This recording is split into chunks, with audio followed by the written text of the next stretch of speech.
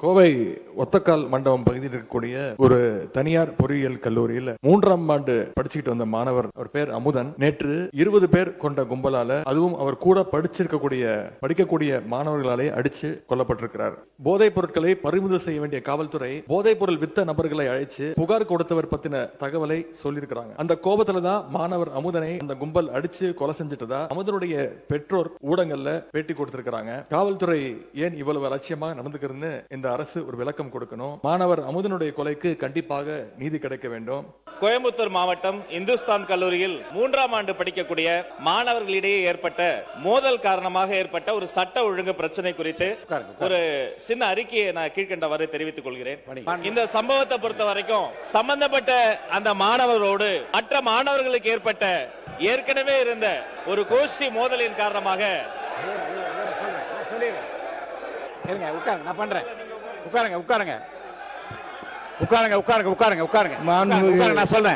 பேரவைத் தலைவர்களே, உறுப்பினர், ஒரு அவசர முக்கியத்துவம் வாய்ந்த ஒரு பொருள் குறித்து காலையில் கொடுத்தேன்.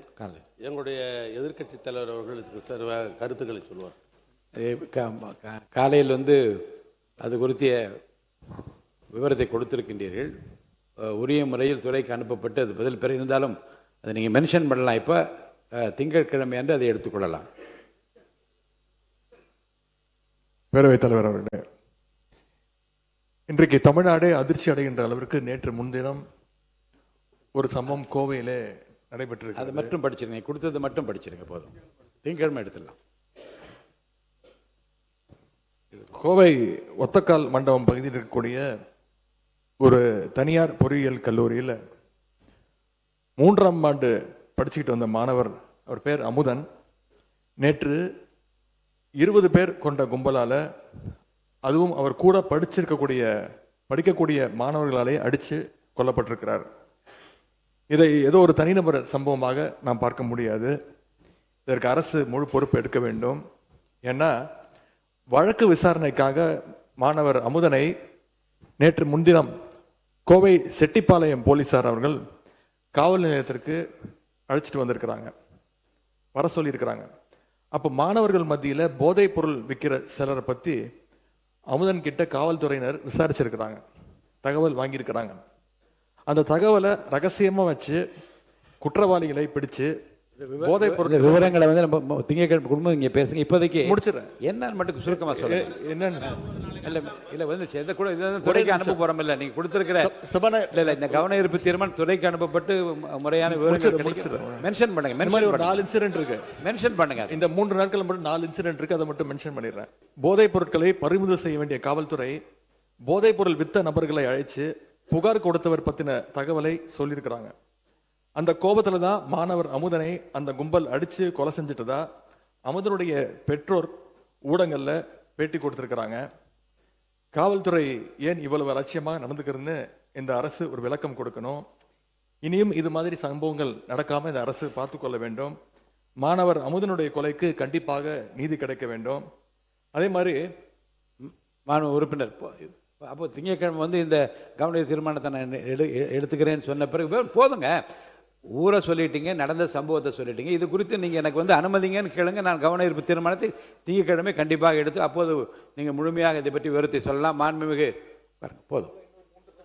இல்லை இது இந்த ஒரு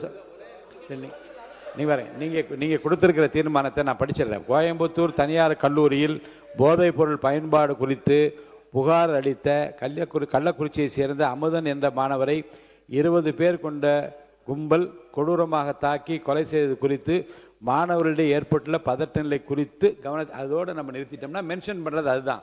விவரங்களுக்குள்ளே நீங்கள் போகிறதா இருந்தால் நான் கவன ஈர்ப்பு தீர்மானம் இல்லை, இதுக்குள்ளே நான் இது போகிறதா இருந்தால் கவன ஈர்ப்பு தீர்மானமாக எடுத்துருக்கலாமே. பள்ளி பதில் உட்காருங்க. இது நீங்கள் மென்ஷன் பண்ணிட்டீங்க. நீங்கள் இது குறித்து உங்கள் கவலையை நீங்கள் வெளிப்படுத்தும் விதத்தில் நீங்கள் மென்ஷன் பண்ணிட்டீங்க. இது போதுமானது. மாண்புமிகு பள்ளிக்கல்வித்துறை அமைச்சர் அவர்கள் நீங்கள் பேசுங்க. மாண்புமிகு பேரவை தலைவர் அவர்களே, இல்ல முழு விவரம் அரசு இல்ல முழு விவரத்தையும் அரசுக்கு தெரிந்து உங்களுக்கு பதில் அளிப்பார்கள். மென்ஷன் பண்ணிட்டாங்க, எல்லாமே விவரம் தெரிஞ்சிச்சு. பள்ளிக்கல்வித்துறை அமைச்சர் பேசுங்க. மாண்புமிகு பேரவை தலைவர் அவர்களே, கோயம்புத்தூர் மாவட்டம் உட்கார சொல்லுங்க. பேரவை தலைவர் அவர்களே, கோயம்புத்தூர் மாவட்டம் இந்துஸ்தான் கல்லூரியில் 3ஆம் ஆண்டு படிக்கக்கூடிய மாணவர்களிடையே ஏற்பட்ட மோதல் காரணமாக ஏற்பட்ட ஒரு சட்ட ஒழுங்கு பிரச்சனை குறித்து ஒரு சின்ன அறிக்கையை நான் கீழ்கண்டவாறு தெரிவித்துக் கொள்கிறேன். இந்த கோயம்புத்தூர் மாவட்டம் ஒரு குயிக் ரெஸ்பான்ஸ் இந்த அவையில வைக்க ஆசைப்படுறேன். இந்த சம்பவத்தை பொறுத்த வரைக்கும் சம்பந்தப்பட்ட அந்த மாணவரோடு மற்ற மாணவர்களுக்கு ஏற்பட்ட ஏற்கனவே இருந்த ஒரு கோஷ்டி மோதலின் காரணமாக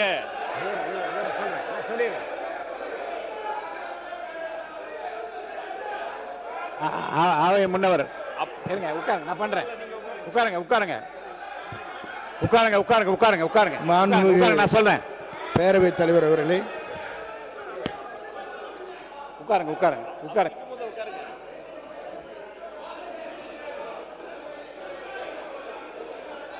மாண்புமிகு உட்காருங்க, எல்லாம் உட்காருங்க உட்காருங்க உட்காருங்க நீங்க உட்காருங்க நீங்க உட்காருங்க நீங்க உட்காருங்க உட்காருங்க உட்காருங்க. மாண்பு உறுப்பினர் எஸ் கிருஷ்ணமூர்த்தி அவர்கள் சொன்ன தொடர்பாக அந்த தொகுதி எம்எல்ஏ ஏதாவது மென்ஷன் பண்ணுறதா இருந்தால் என்ன கொடுத்தீங்கன்னா அந்த 2 வரி 3 வரி தான் சொல்லணுமே தவிர வரலாறு சொல்லுவதாக இருந்தால் நிகழ்ச்சியை முழுவதுமாக சொல்வது கவன ஈர்ப்பு தீர்மானமாகவே நான் எடுத்திருக்கலாமே. மாண்பு உறுப்பினர் மகராஜன் அவர்கள் அதை மட்டும் சொல்லுங்க, படிங்க. என்ன என்ன கொடுத்தீங்க அதை மட்டும் சொல்லுங்க. பேரவைத் தலைவர் அவர்களே, அங்க 3 தலைமுறையாக அந்த மக்கள் அங்க வாய்ச்சி கொண்டு இருக்கிறார்கள். 2021 சீவிலித்தூர் புலிகள் சாராங்கம் சொல்லி சட்டம் வந்துச்சு. இல்ல அதே பிரச்சனை குறித்து நானும் இது கவன தீர்மானம் கொடுத்திருக்கிறேன். அதை மட்டும் சொல்லி முடிங்க. திங்கட்கிழமை விரிவா நீங்க அதை பற்றி விளக்கம் சொல்ல போறேன். நானும் கவன தீர்மானம் கொடுத்திருக்கோம். அதை எடுத்துக்கோங்க. இது 3 வருஷமும் போராடி நேற்று 7ஆம் தேதி கலெக்டர் ஆபீஸ்ல 25,000 மக்கள் அந்த கலெக்டர் ஆபீஸ்ல போராடினாங்க. போதும். நான் என்ன மாண்பு உறுப்பினர் தேனி மாவட்டம் ஆண்டிப்பட்டி சட்டமன்ற தொகுதிக்கு உட்பட்ட கடமலை மயிலை ஒன்றியத்தில் உள்ள தும்மக்குண்டு மேகமலை பகுதிகளில் கடந்த 100 ஆண்டுக்கு மேலாக விவசாயம் செய்து வரும் விவசாயிகளின் சிறப்பு காவல்துறை வைத்து வெளியேற்ற முற்படுவதால் ஏற்பட்ட பதட்ட நிலை குறித்து மகராஜன் அவர்கள் நீங்க கவன ஈர்ப்பு தீர்மானம் கொடுத்துருக்கீங்க. அதை மென்ஷன் பண்ணியாச்சு. அதை நான் படிச்சும் காமிச்சிட்டேன். திங்கட்கிழமை உரிய முறையில் விவாதம் நடத்தப்படும். இப்போ இல்லை இருங்க, திங்கட்கிழமை இது குறித்து இதே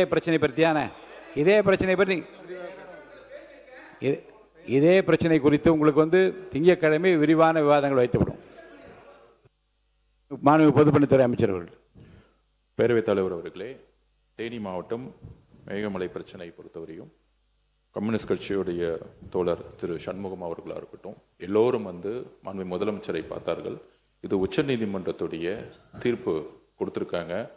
ஒருவேளை தமிழக காவல்துறை உதவி செய்யலைன்னா சிஆர்பிஎஃப் பயன்படுத்துங்கன்னு சொல்லியிருக்காங்க. இதை கடந்த 3 நாட்களாக உடனடியாக உச்ச நீதிமன்றத்துடைய சீனியர் அட்வொகேட்ஸ் கூட நம்மளுடைய முதலமைச்சர் பேசிக்கிட்டு இருக்காரு. அடுத்த கேஸ் வரும்போது உறுதியாக சட்ட ரீதியான போராட்டம் உறுதியாக தமிழக அரசும் சரி மாண்பு முதலமைச்சரும் சரி தேனி மாவட்ட மக்களோட எப்பொழுதும் ஒன்றிணைந்து நிற்பார்கள். உச்ச நீதிமன்றத்தில் சட்ட ரீதியான போராட்டத்தில் நாங்கள் பங்கெடுத்துக் கொண்டிருக்கிறோம் என்பதை பதிவு செய்கிறோம்.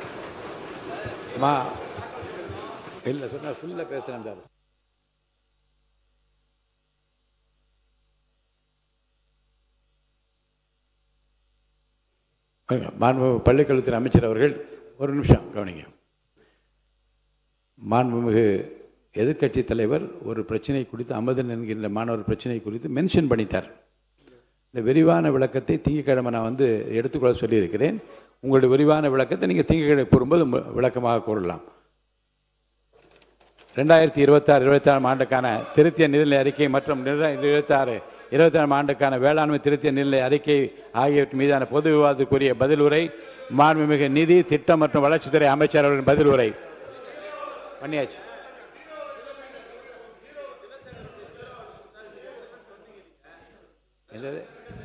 என்னதுங்க?